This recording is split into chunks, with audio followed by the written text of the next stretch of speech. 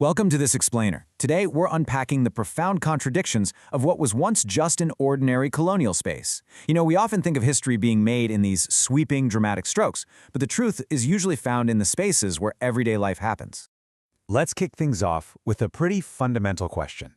Did the ideas that sparked a new nation come exclusively from grand halls and formal statehouses, or did they actually take root over pints of ale in an everyday tavern?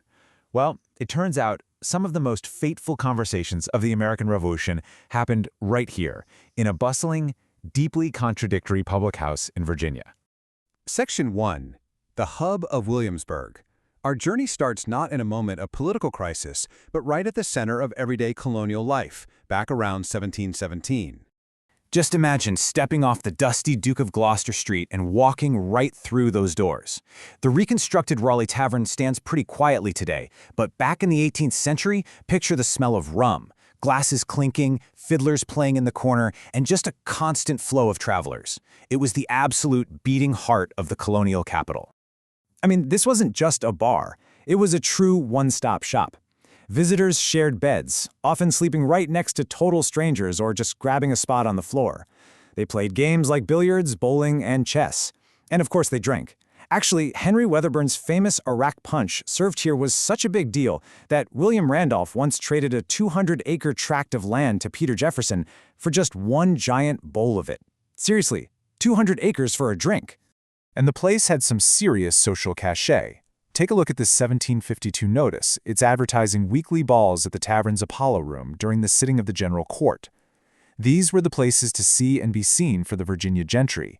Fun fact, it was actually right there in the Apollo Room where a 20-year-old Thomas Jefferson had a super awkward dance with a girl named Belinda. He even wrote to a friend later about his strange confusion and embarrassment during the evening. So relatable, right? Section 2. Ideas in the Apollo Room. Let's look at how this vibrant, everyday pub literally transformed into the cradle of a political revolution. When things hit a boiling point, Virginia's colonists didn't just pack up and go home. They headed straight to the Raleigh. In 1769, when the royal governor dissolved the General Assembly for protesting the Townshend Acts, the Burgesses literally just walked down the street to the tavern and approved a boycott. By 1773, a private room here birthed the Intercolonial Committee of Correspondence. And in 1774, after being dissolved again over the Boston Tea Party protests, they met right here to issue the call for what would become the very first Continental Congress. This quote from Jefferson really hits the nail on the head. He, along with men like Patrick Henry and Richard Henry Lee, felt this absolute fierce urgency.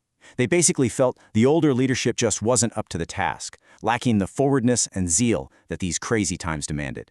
So they held private meetings in the Raleigh Tavern to plot a unified resistance, realizing that an attack on Boston was an attack on all the colonies.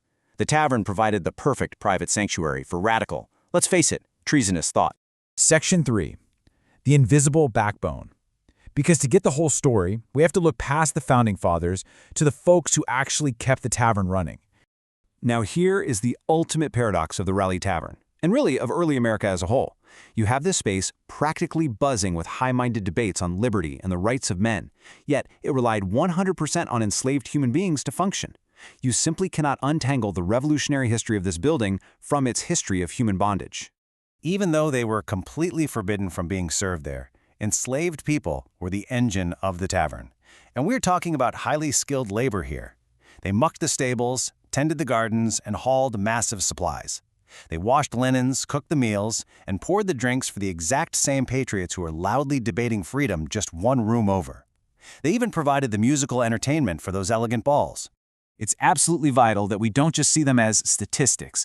The historical records give us names, and we need to remember them. Take Will, for example, an enslaved coachman whose labor linked the tavern to the surrounding plantations, where Jerry, Joseph, and Dick, 3 enslaved boys who were part of tavern keeper Anthony Hayes' household and were sent to be educated at the Bray School in 1769. These were real individuals living right at the epicenter of the colonial political world.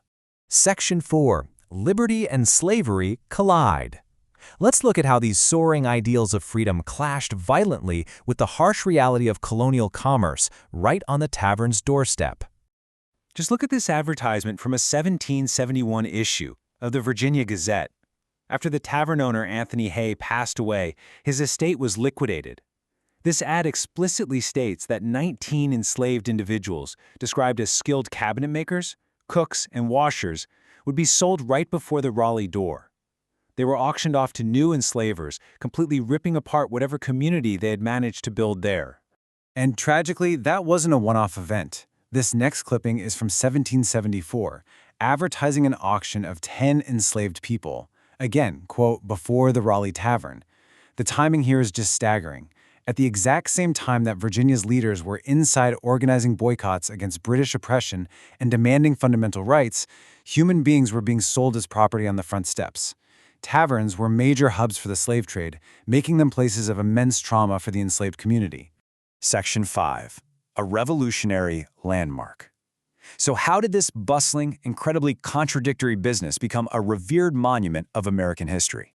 Well, after the capital of Virginia moved to Richmond in 1780, the tavern kept operating. Honestly, it ended up feeling a bit like a rowdy college bar for William and Mary students, but its historical weight was never lost. By 1848, historian Benson Lossing actually visited and called it the Faneuil Hall of Virginia, recognizing it as the birthplace of radical Southern action. Sadly, though, the original building was completely wiped out by a massive fire in December 1859. But, thankfully, the story doesn't end in ashes. Fast forward to the late 1920s and early 30s, Colonial Williamsburg bought up the modern stores sitting on the lot, dug up the original foundations, and totally reconstructed the tavern.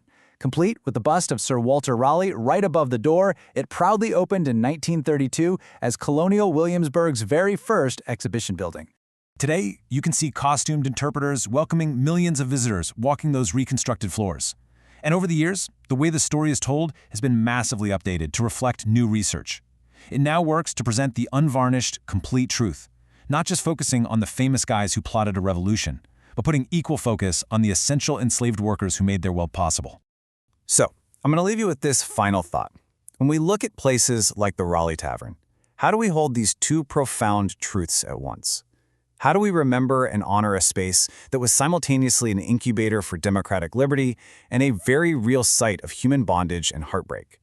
It really challenges us to view our history not as some neat fairy tale, but as a complex, messy, and deeply human story. Thanks for joining me for this explainer, and keep questioning the history around you.